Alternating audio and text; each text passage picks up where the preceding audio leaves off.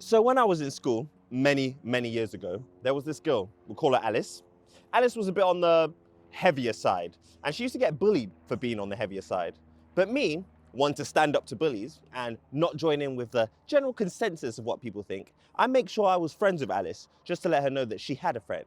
So when BMW asked me, hey Tommy, do you want to borrow the new BMW M5? Let us know your thoughts. I said, hell yeah! So here it is, the brand new BMW M5. It is on the heavier side, but unlike what everyone else is saying, I make my own opinions. Let's see how it is. On normal daily driving roads, it's very comfortable. It's very understandable what the car's going to do. It just feels like you're driving a regular 5 Series. Although there is a slight bit of firmness to the ride, it isn't overwhelming, especially going over bumps. The car doesn't crash like a lot of cars this weight tend to do.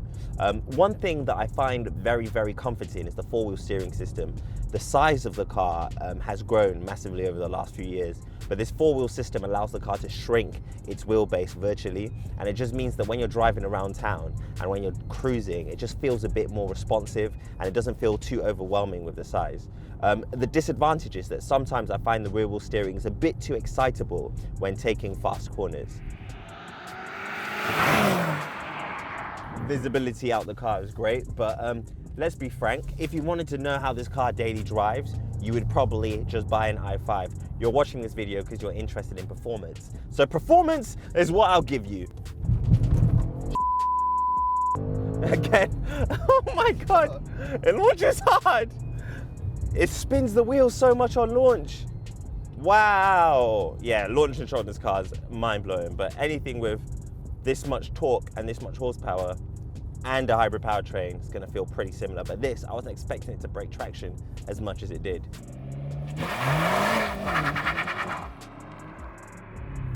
So this car's got a ZF 8-speed gearbox torque converter. It does mean when you downshift, it gets quite slushy and it's not as snappy as a dual clutch transmission. The reason they've done that, I believe, is because the hybrid system, and also when you have this amount of torque, the ZF 8-speed responds to it very well. Plus, it's cheaper than making your own gearbox. The weight also makes it very compliant on bumpy roads and roads with a lot of camber, but it's just a bit disconcerting when you come to stop. So if I hit the brakes now, it stops well, but there's just a little bit of hesitation that you feel due to the weight of the car. Let's continue driving. Acceleration, outstanding. What else would you expect from a car with 1,000 Newton meters of torque and over 720 horsepower? BMW understate their numbers quite a lot, so I believe the real horsepower figure is closer to 780. It's just the corners that this car really suffers. You expect an M5 to be a bit more darty and a bit more willing to take the corners, but in this car, it just feels like there's a lot of mass that you have to navigate around, which in fact is true.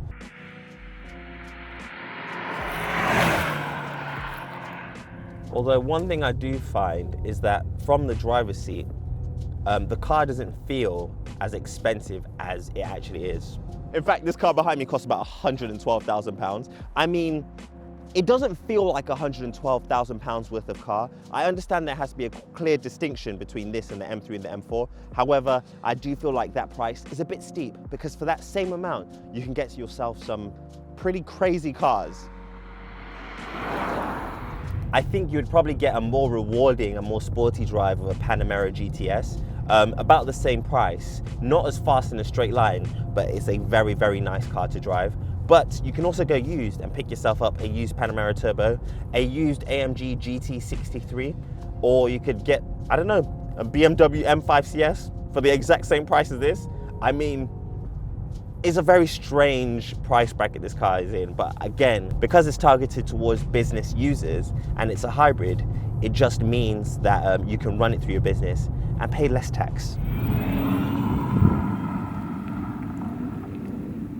So with over 700 horsepower, this carbon black, which is actually blue, BMW M5 has been with me for about a month now. So I have many thoughts and opinions that I've managed to curate over the time I've had the car. First things first, I want to talk about, this car is better on steel discs. Originally, BMW gave me one with carbon ceramics. and they were just a bit too mushy. Carbon ceramics have to get hot before you can use them, whereas the steel works instantly. And when you have a car of this weight and this size, you want your brakes to work instantly. I mean, if you're going on track, fair enough, get carbon ceramics. But one thing this review is gonna tell you is you're probably never gonna take this on track.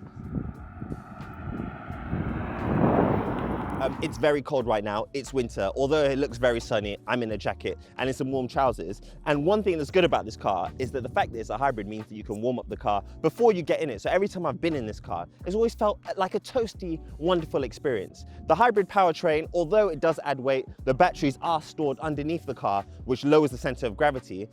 They do somewhat compromise the essence of what people expected the BMW M5 to be. And that's if you're basing it off of past BMW M5s, which I know is what you would normally do. However, BMW, I feel, have tailored this car more towards the business owner and not the likes of me. So someone that, you know, wants to drive to work and go to a meeting and not show off too much, but when they're on their way home, they want to be able to bomb down the roads at insane speeds, legal, but insane speeds. This is probably the car they would choose.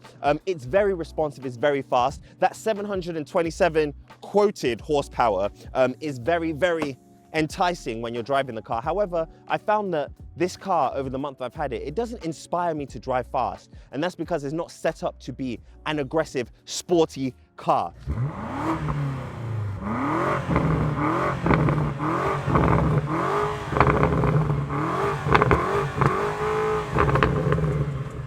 This lack of sportiness is also emphasized by the styling of the car. It's very, very subtle compared to the previous BMW M5s.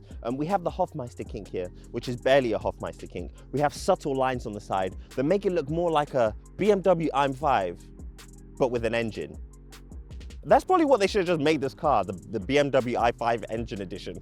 Anyway, if you come to the front of the car, you can see the aforementioned hybrid system charging port is on this side of the car. The car's battery allows you to do about 40 miles of electric range, which I find very impressive. The only thing that I'm a bit disappointed with is that when you start the car, it shows you your range, your electric range, but then it shows you your fuel and electric combined. So you don't really know when you're going to run out of fuel, which I unfortunately found out a few weeks ago when I ran out of fuel whilst on the motorway. However, the car allows you to do motorway speeds on the electric system. So I managed to cruise all the way home. It was about 25 miles on electric only. And I went to a petrol station. It was freaky because I thought if an emergency happens or if I need to quickly overtake someone, this is going to suck. But the car did it. So BMW, I'm impressed. So the engine is the twin turbocharged BMW V8 from the previous generation with some slight tweaks and the hybrid assist. I've never actually looked at the engine, so let's look at it for the first time. I hope it looks nice because I don't know, I have this feeling that it will look very aggressive and have red everywhere and it'll say BMW M, kind of like it did in the BMW XM I had. How the hell do you open this? So yeah, I forgot you have to pull the latch twice. That's why I couldn't get it open. But let's see what it looks like. Oh, I mean, wow, there is no space in here for anything. There's some carbon fiber at least to keep the weight of the plastic down, I guess. So I guess my final thoughts on this car is that this car isn't meant for me and it's not meant for some of you at home. This car is more meant for, again, the business customer, someone who will get this car on business to get the tax benefits of the fact that it's a hybrid. Also, it's for someone who doesn't want to stand out too much, someone's quite subtle yet have the performance. And that's something that this car has. Yes, it's not aggressive, but if you want aggression, you can get yourself a bicycle. Or if you want aggression, get yourself a BMW M3 and M4. And I think that's what BMW are subliminally trying to say to us. Like, look, guys, we know you love BMW M3s and M4s. They're some of our best-selling M cars. Just buy that instead. Leave this one to the business executive who doesn't mind something a bit more subtle and expensive and heavy.